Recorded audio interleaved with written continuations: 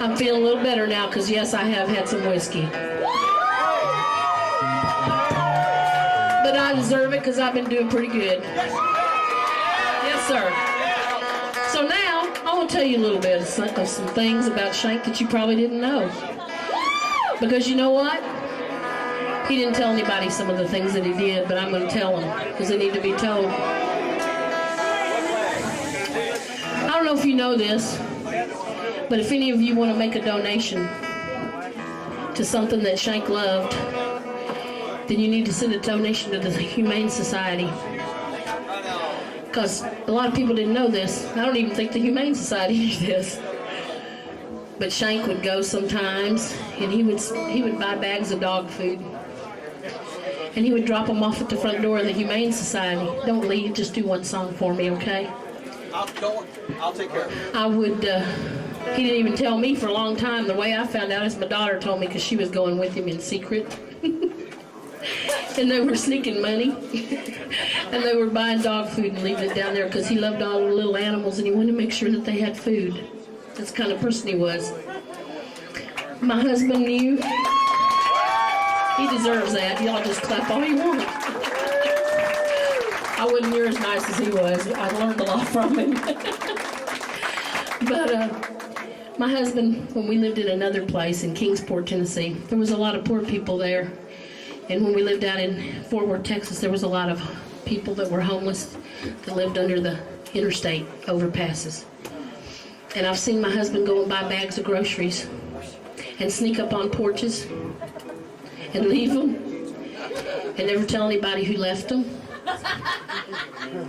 and just walk off. And we didn't have a lot, but like Jesse said, he mastered contentment. He knew that. He was just happy with what he had, but he liked to see people happy. And there's some people down here that when you were hungry, he fed you, and if he had a little extra, he slipped you a little something on the side, little food, you know.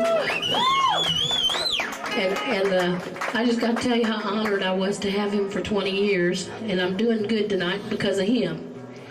And I'm going to fall apart tomorrow, as you probably all know. But love you, man! Thank you. Thank you. I love him. This is what he wanted. This is how I wanted to be remembered. These pictures and this music and all. And it was just a privilege. I told his mama today, thank you for lending him to me for 20 years. He was a mama's boy. He loved his mama. No, and she raised him right, too, because she raised him to respect women. He knew when to say, yes, honey. I'll make this pretty much quick, but I got to tell you two more things. And I'm not hearing enough jokes around here tonight, and I'm not hearing enough funny stories about Shank, so y'all need to swap some funny stories. And in just a few minutes after I help Ernie here, I'm going to come around there and tell you some funny stories and just visit with some people, because he just always did funny things, okay? So in the next few weeks, after all this hubbub's over, I'm going to be lonely.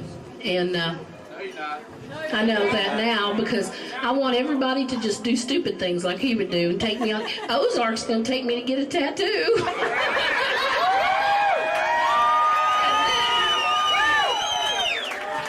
And then I'm going to get drunk with my daughter, who's not really of legal drinking age. And we're going to do some things, some adventures. There's some ladies here. We're going to have some female nights, and we're going to eat chocolate and drink whiskey and listen to Janis Joplin. And we're going to do all those things. And I just want you to know how much I love Shank and what a privilege it was to have somebody like him. And I want you to know that he's still with me in a different kind of way. I feel him, especially here tonight. And I'm just going to have to learn how to love him in a different way, you know. But if you learn anything from Shank, I want you to learn this. You tell the person you love them every single day. He told me 10 times a day, every day. We could really piss each other off sometimes. We were good at that. And he took a lot of risks. Whew. But I was little Miss Safety most of the time. But we balanced each other real well. And I told him, I had a chance to tell him, the last 2 weeks we spent a lot more time together because he was tired. and he shut down the club, and I knew something was wrong. And we had a lot of time to sit together and hold hands, and it was kind of like a second honeymoon. And we said a lot of things to each other that we needed to say. I told him how proud I was of him, and even when he did risky things, how much fun it was. I had to admit it was fun. It was kind of breathtaking sometimes, you know, like, oh my God. But he always landed on his feet. I don't know how. And I had a chance to tell him what a great father and a great grandfather he was. He was just a wonderful father. And we adored each other. And so that makes it harder for me.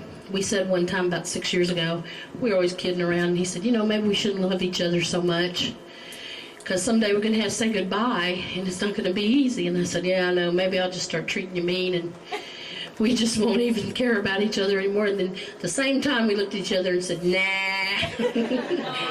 we really loved each other, and love each other with all your heart. It's going to be hard when you have to let somebody go, but you only get one go around. And never go to sleep at night before you tell somebody how much you love them and what they mean to you. If it's on your mind, say it, because they're there one second and they're gone the next. And I have no regrets with my life with Shank, and thank you all.